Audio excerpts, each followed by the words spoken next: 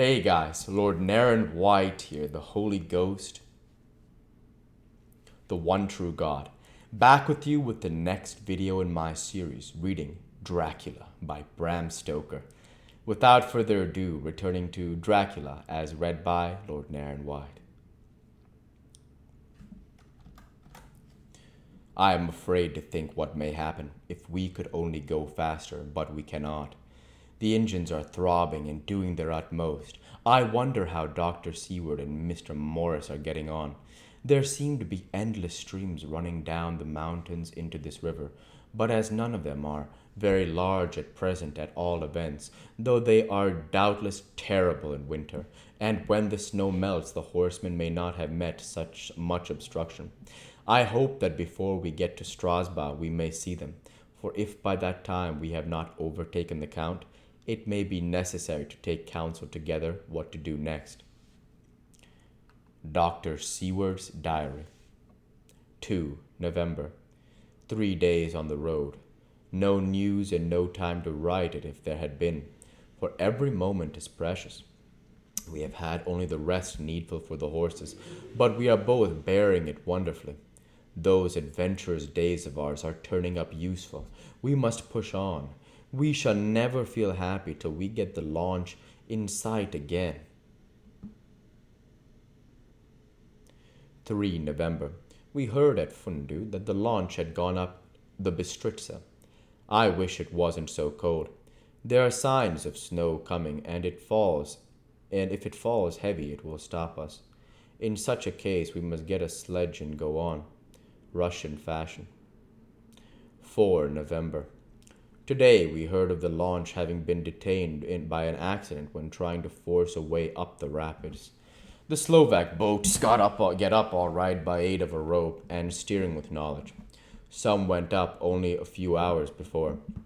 Godalming is an amateur fitter himself, and evidently it was he who put the launch in trim again. Finally, they got up the rapids all right with local help and are off the chase afresh. I fear that the boat is not any better for the accident. The peasantry tell us that after she got up smooth water again, she kept stopping every now and again, so long as she was in sight. We must push on harder than ever. Our help may be wanted soon. Mina Harker's Journal. 31 October. Arrived at Veresti at noon.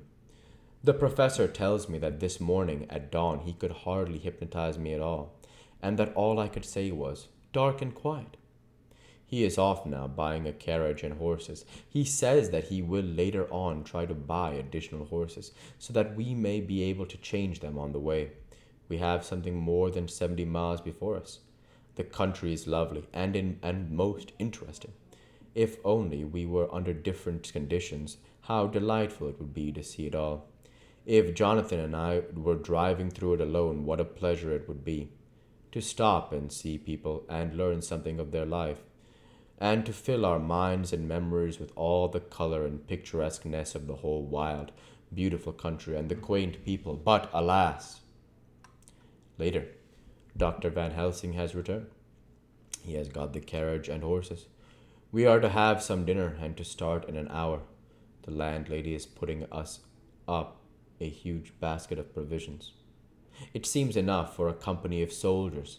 The professor encourages her and whispers to me that it may be a week before we can get any food again. He has been shopping too, and has sent home such a wonderful lot of fur coats and wraps and all sorts of warm things. There we will not be any chance of our being cold.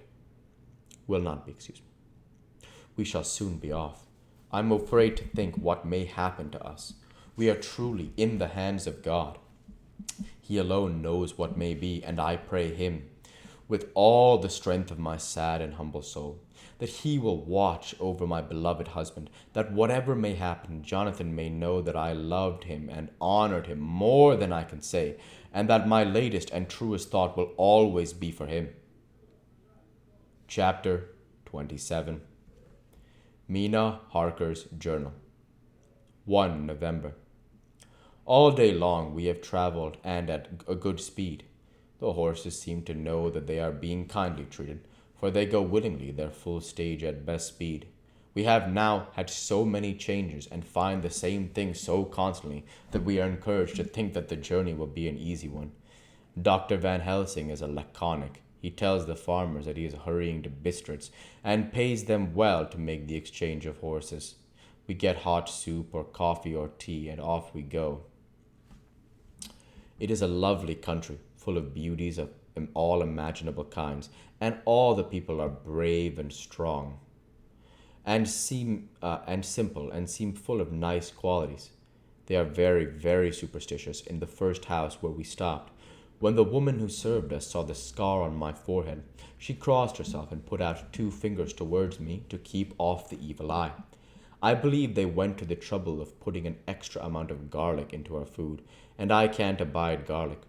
Ever since then I have taken care not to take off my hat or veil, and so we have escaped their suspicions.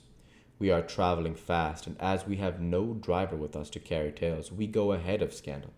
But I dare say that fear of the evil eye will follow hard behind us all the way. The professor seems tireless. All day he would not take any rest, though he made me sleep for a long spell. At sunset time he hypnotized me, and he says I answered as usual, darkness, lapping water, and creaking wood. So our enemy is still on the river. I am afraid to think of Jonathan, but somehow I have no fear for him or for myself. I write this whilst we wait in the farmhouse for the horses to be ready. Dr. Van Helsing is sleeping. Poor dear, he looks very tired and old and grey, but his mouth is set as firmly as a conqueror's. Even in his sleep he is intense with resolution. When we have well started, I must take him rest whilst I drive. I shall tell him that we have days before us, and we must not break down when most of all his strength will be needed.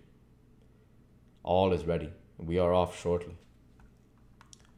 2. November morning. I was successful, and we took turns driving all night. Now the day is on us, bright through cold. There is a strange heaviness in the air. I say heaviness for want of a better word.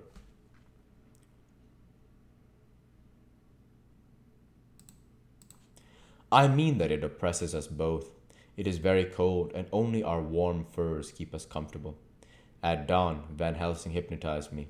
He says I answered, darkness, creaking wood, and roaring water. So the river is changing as they ascend. I do hope that my darling will not run any chance of danger more than need be, but we are in God's hands. 2. November night. All day long driving. The country gets wilder as we go, and the great spurs of the Carpathians, which at Veresti seemed so far from us and so low on the horizon, now seem to gather round us and tower in front. We both seem in good spirits. I think we make an effort each to cheer the other, and in doing so we cheer ourselves. Dr. Van Helsing says that by the morning we shall reach the Borgo Pass.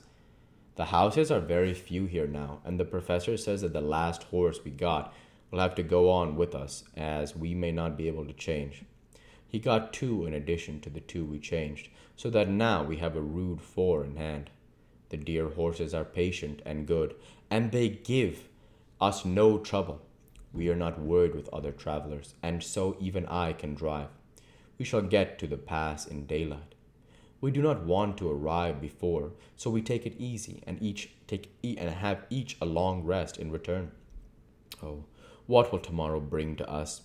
We go to seek the place where my poor darling suffered so much. God grant that we may be guided aright, and that he will deign to watch over my husband and those dear to us both who are in such a deadly peril. As for me, I am not worthy in his sight. Alas, I am unclean to his eyes. And he shall be until he may deign to let me stand forth in his sight as one of those who have not incurred his wrath. Memorandum by Abraham Van Helsing. 4 November. This to my old and true friend John Seward, M.D. of Purfleet, London, in case I may not see him. It may explain. It is morning, and I write by a fire which is all the night I have kept alive, Madam Mina aiding me. It is cold, cold, so cold that the gray, heavy sky is full of snow, which, when it falls, will settle for all winter as the ground is hardening to receive it. It seems to have affected Madam Mina.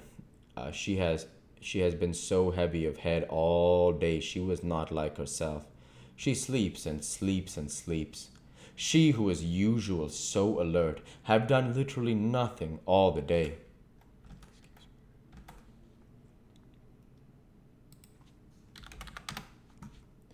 We'll go ahead and stop there for this week. As usual, I want to say thank you for watching, and I hope you enjoyed. Please like, comment, and subscribe, as it greatly helps the channel. Light be with you all. Take care, and thanks again.